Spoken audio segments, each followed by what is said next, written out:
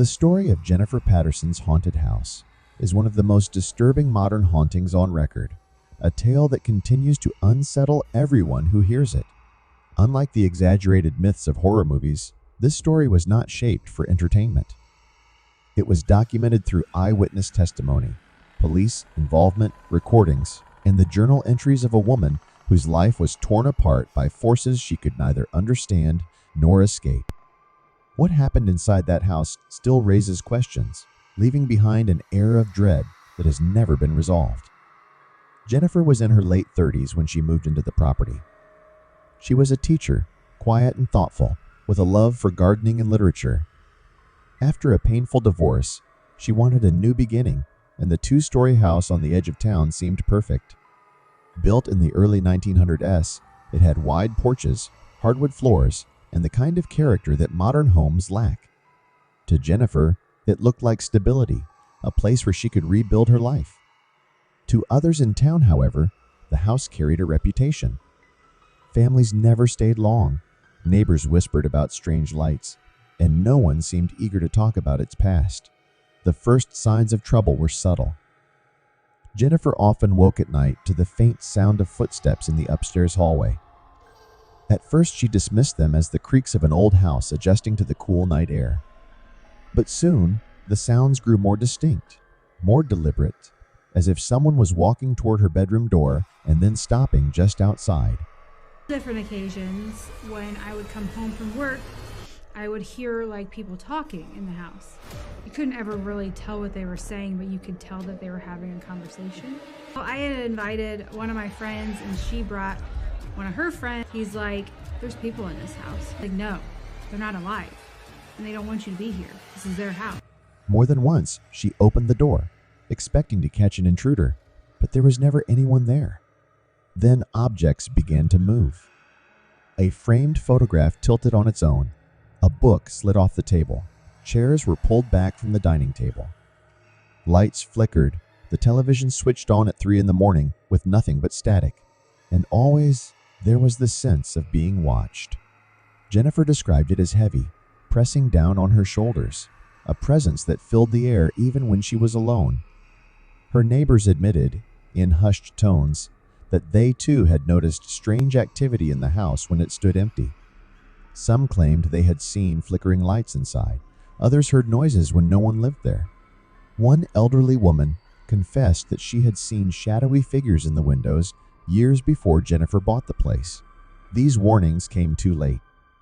The activity inside was already growing stronger.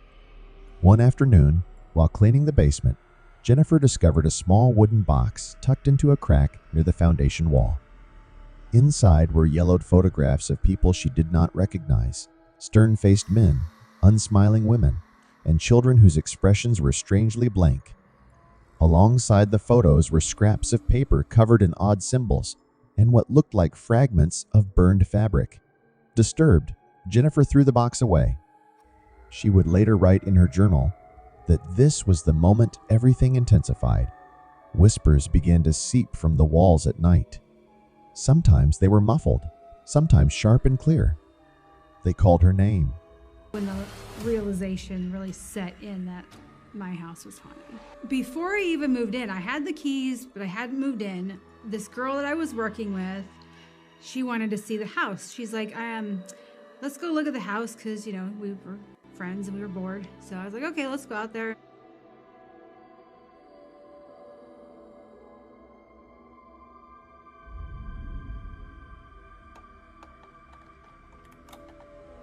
We walk in, and the way you would go in is you would go through the garage, and you would be able to see from the doorway to the garage all the way back to the bathroom. It was just one big old long. And she walked in first, and she goes, who else is here? I'm like, nobody, just us. She goes, well, I just saw somebody walk from across the hall in the back, back there. And I'm like, there's a bedroom, a bathroom, and a bedroom. There's nobody here. She goes, well, I just saw somebody walk across the hallway.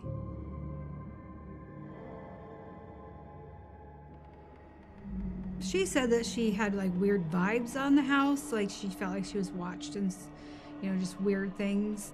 But I was just like, whatever. Jennifer's exhaustion grew. She rarely slept, her health declined, and her journal entries became frantic. In one chilling passage, she described waking to see a tall, thin figure standing at the foot of her bed.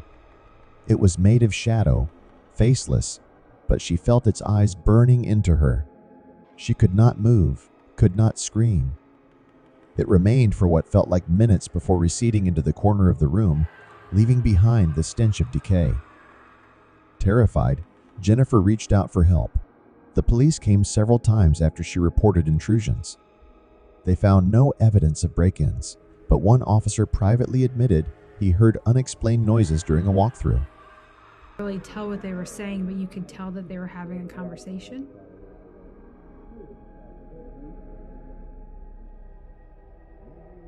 By the sound of the voices, I could never gauge how far or away they would be.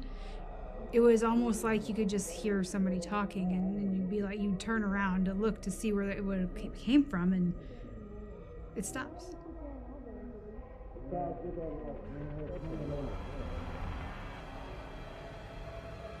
I just knew that the parents had died. I didn't know that they died in the house when we bought it. Paranormal investigators set up cameras and recorders.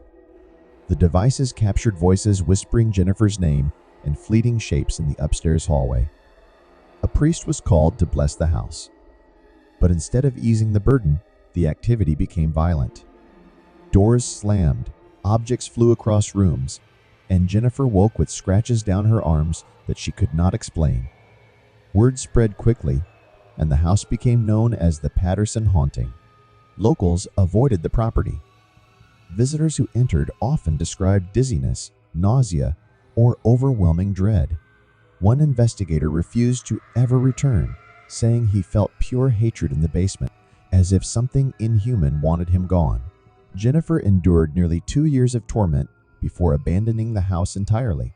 Well, the attic door wasn't shut all the way, so I went over there and I shut it and I pulled on it to make sure, it was secure.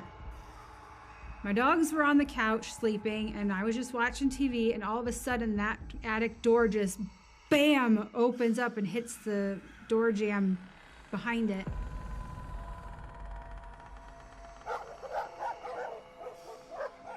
My dogs ran over there, all the hair on the back of their necks standing up, barking up the stairs of the attic.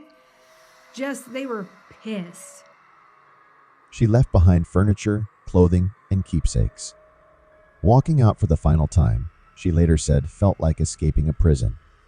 But the haunting did not end there. In her new apartment across town, Jennifer sometimes heard knocking on her walls at night. She felt watched again, suffocated by the same heavy air she had known before.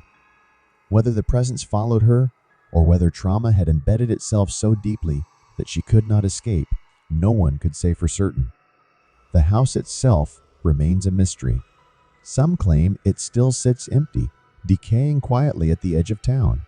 The property carries a reputation that no amount of paint or repair can erase.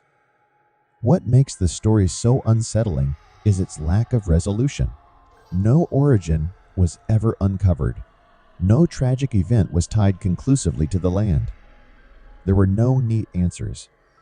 The haunting lingers like an unfinished sentence, leaving behind unease and speculation. Skeptics dismiss Jennifer's account as the product of stress, isolation, or sleep deprivation.